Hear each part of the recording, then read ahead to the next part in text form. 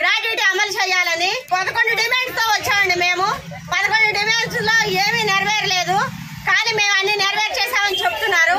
అక్క చెల్లెములన్న ఈ ప్రభుత్వం చాలా దుర్మార్గంగా 5 రోజుల నుంచి రాష్ట్ర లీడర్స్ అందరూ నిరవధిక నిరాహారదీక్షలో కూర్చున్నారు.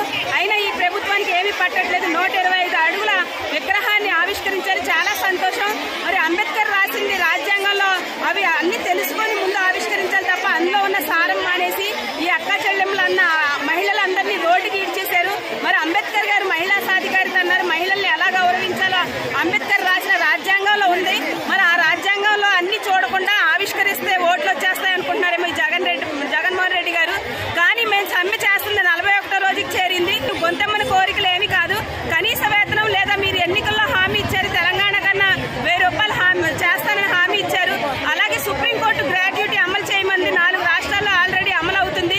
మరి మేము అమలు చేయమంటుంటే బస్సా గారు మళ్ళీ కోర్టుకి వెళ్ళమంటున్నారు. మరి బస్సా గారు చదువుకున్నారో లేదో మాకు తెలియదు.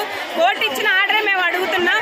కనీస వేతనం ఇవ్వాలి, అలాగే మెడికల్తో జీతంతో కూడిన మెడికల్ లీవ్ ఇవ్వాలి, అలాగే వేతనంతో కూడిన మెడికల్ లీవ్ ఇవ్వాలి, గ్రాడ్యుయేటీ ఇవ్వాలి, కనీస వేతనం ఇవ్వాలి. తెలంగాణ కన్నా 1000 రూపాయలు అదనంగా పెంచేస్తానన్నారు. దాన్నే మేము అడుగుతున్నా తప్ప గొంతెమ్మ కోరిక అడగట్లేదు. మీ ఢిల్లీలో ఉన్న మీ ప్యాలెస్ ను కూడా మేము అడగట్లేదు. కనీస వేతనం ఇవ్వండి. ధరలకు అనుగుణంగా ఈ రోజు ధరలు పెరిగిపోయి వేతనాలు